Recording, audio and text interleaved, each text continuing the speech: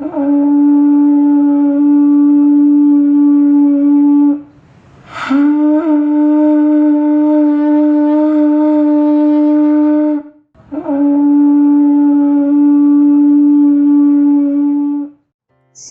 saudara yang diberkati Tuhan, berjumpa lagi bersama saya Pendeta Rosa Kulalein akan menemani saudara dalam siaran Tabura Klasik Siapen Selatan.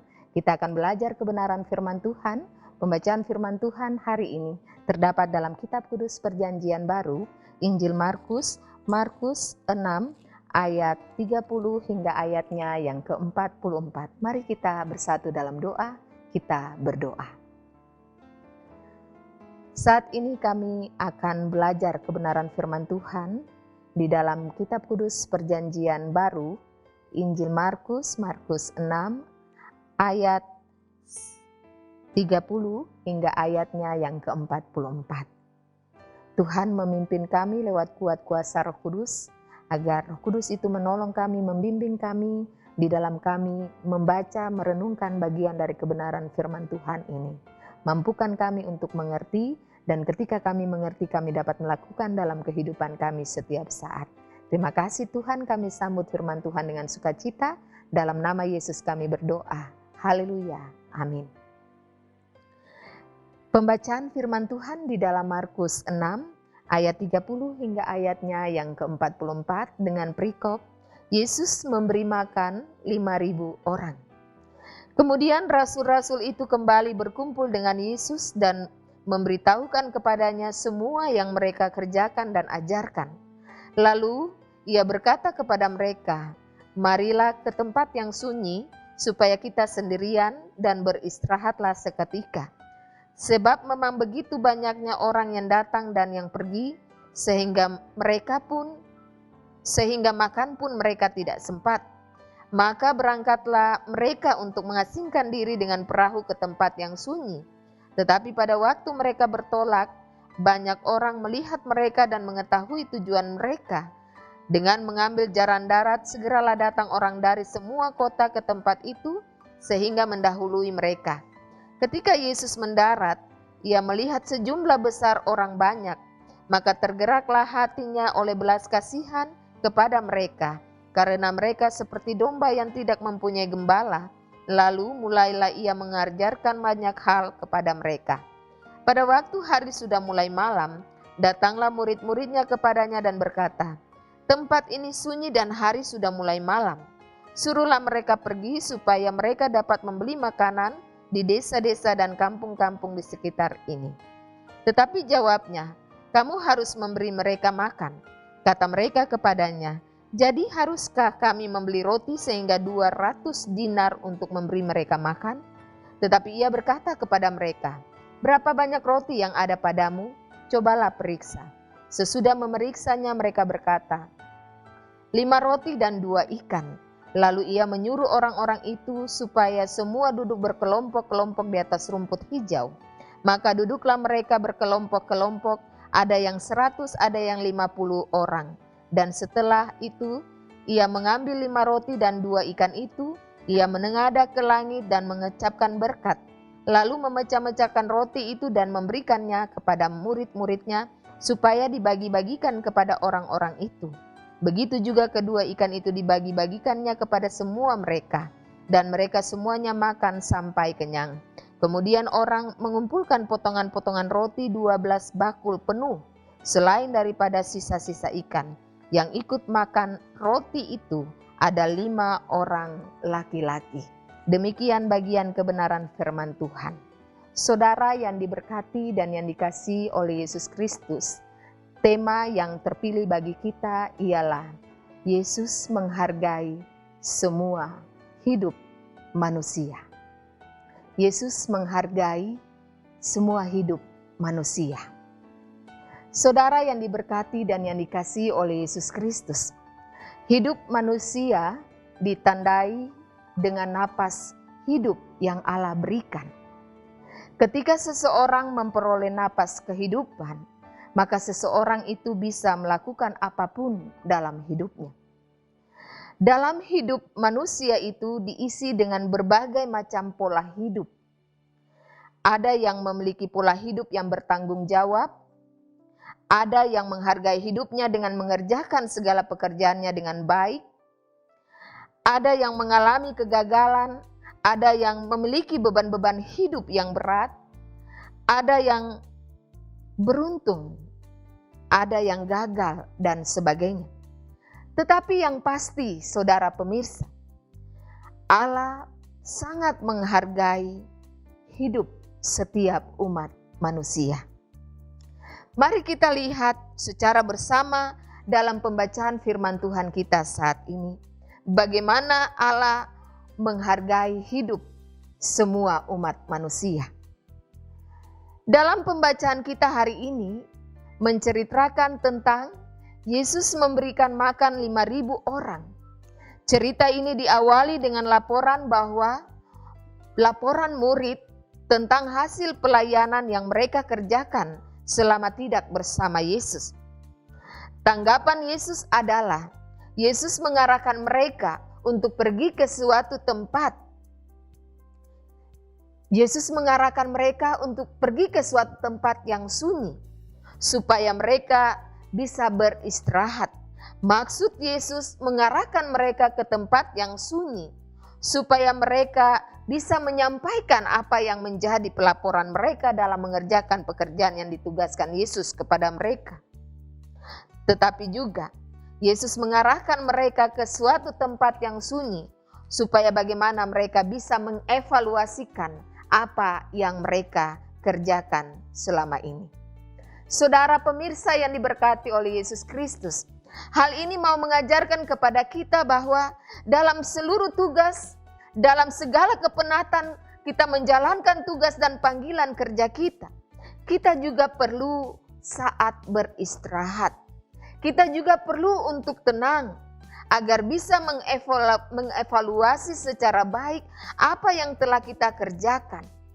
Yesus menghargai kerja usaha, bahkan keberadaan hidup para muridnya. Sehingga cara yang tepat bagi Yesus untuk dapat membimbing para murid, untuk dapat membawa para murid kepada rasa nyaman dan aman bagi para murid adalah tempat yang sunyi.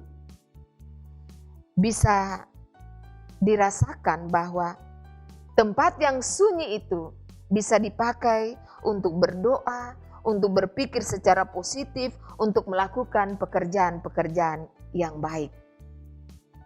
Saudara pemirsa yang diberkati Tuhan, ada begitu banyak orang yang karena tidak menghargai hidup, ketika mereka stres karena mungkin capek, ketika mereka stres karena banyaknya beban-beban hidup yang mereka alami dalam kehidupan mereka, mereka lebih memilih tempat-tempat yang hanya memberikan mereka kesenangan hanya sesaat, sehingga membuat tujuan hidup mereka menjadi tidak jelas. Ketika mereka ada dalam kesusahan, mereka lebih memilih tempat-tempat, contohnya mungkin tempat-tempat hiburan yang bisa memakai waktu dari pagi sampai pagi. Kemudian mereka bisa mencari tempat-tempat yang dapat menyenangkan hati mereka, memperhamba diri mereka dengan berbagai nafsu dunia. Sehingga apa yang menjadi tujuan hidup mereka, semuanya bisa saja menjadi kacau balau. Karena mereka tidak mempergunakan waktu di saat perenungan, di saat keteduhan. Seperti yang dilakukan Yesus kepada para murid. Yesus lebih memilih tempat yang sunyi supaya bagaimana mereka bisa ada dalam suatu kedekatan. Hubungan antara bapa dan anak, antara pemimpin dan bawahan. Yesus mengajak mereka untuk bagaimana mereka saling menghargai, memperoleh kehidupan yang layak ketika mereka menghargai hidup yang Allah berikan kepada mereka. Saudara pemirsa yang diberkati Tuhan, Yesus menghargai hidup manusia dapat kita lihat pada ayat firman kita saat ini juga. Yaitu dikatakan dalam ayat berikutnya, ketika Yesus melihat orang banyak mengikuti dia, tergeraklah hatinya oleh belas kasihan.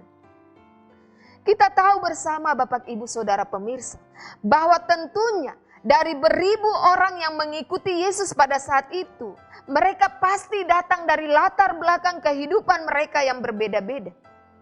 Memang ada pendapat dari para murid bahwa orang banyak itu harus pulang supaya mereka dapat menyediakan makanan, supaya mereka dapat mengurus diri mereka. Saudara pemirsa yang diberkati dan yang dikasihi oleh Yesus Kristus. Tapi Yesus dengan tulus, dengan cinta menjawab para murid, mereka harus diberi makan atau para murid harus memberikan mereka makan. Saudara yang diberkati Tuhan, Yesus sangat cinta kepada semua orang. Yesus sangat menghargai setiap hidup manusia.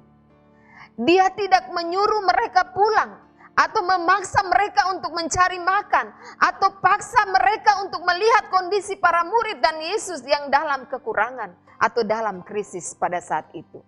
Dia tidak menyuruh mereka untuk pergi untuk menyenangkan hati Yesus. Yesus tidak mementingkan dirinya sendiri, tetapi Yesus mementingkan banyak orang. Saudara yang diberkati Tuhan, yang dilakukan Yesus justru sebaliknya. Yesus memakai apa yang ada padanya dan murid-muridnya. Yesus memakai apa yang ada pada dirinya dan murid-muridnya untuk memberkati orang lain. Dengan pertanyaan Yesus kepada muridnya, berapa banyak yang ada padamu? Para murid menjawab sesuai dengan apa yang ada pada mereka.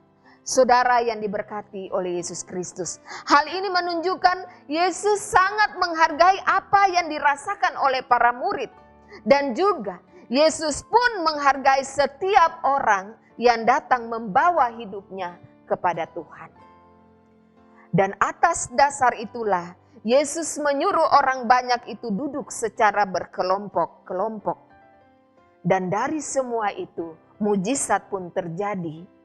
Allah turut bekerja dalam rasa penghargaan yang Allah nyatakan dalam diri Yesus. Yesus nyatakan dalam diri setiap orang.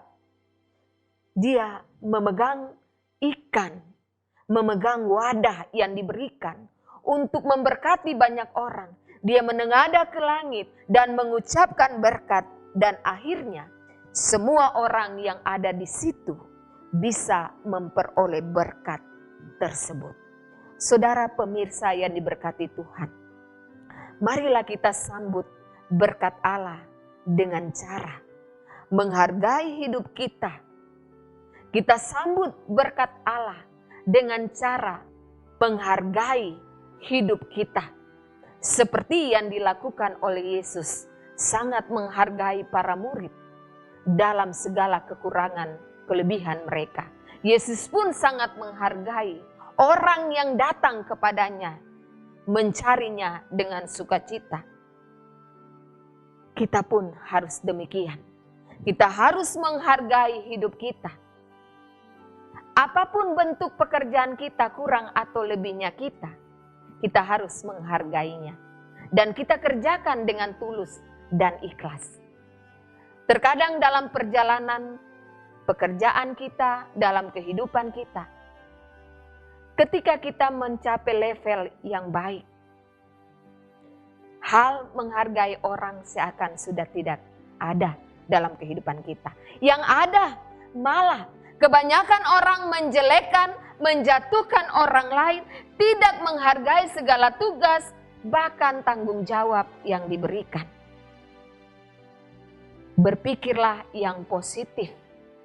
Melayanilah dengan cinta seperti Yesus.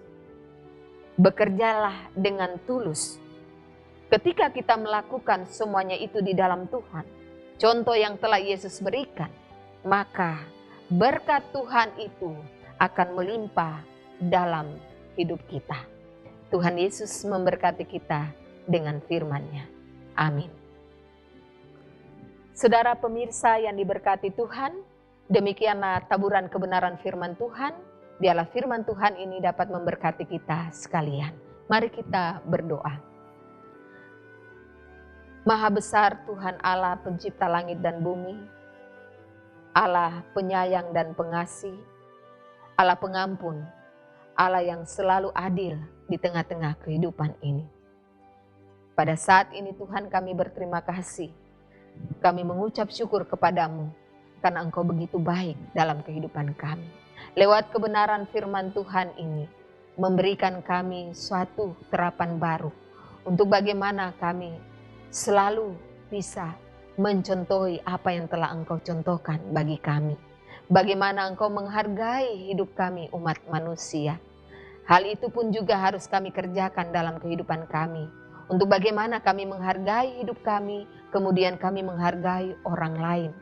Kami dapat fokus kepada pikiran yang positif, agar segala tujuan yang kami rencanakan, kami dapat menerima hasil yang baik, karena kami menghargai apa yang kami punya, yang Kau berikan kepada kami. Biarlah kami tetap beriman kepada Engkau Tuhan, meskipun di tengah-tengah krisis yang melanda kehidupan kami. Kami tetap percaya bahwa Tuhan akan menyediakan berkat bagi kami. Ajarkanlah kami untuk tetap setia di dalam Engkau Tuhan, dan tetap menghargai hidup ini seperti Engkau menghargai kami, umat manusia. Terima kasih banyak Tuhan. Ini doa sembahyang kami Bapa. Hanya di dalam nama Yesus kami berdoa dan bersyukur. Haleluya. Amin. Demikianlah perjumpaan kita saat ini. Biarlah perjumpaan ini dapat menjadi remah dalam kehidupan kami lewat siaran Tabura Klasis Yapen Selatan. Shalom.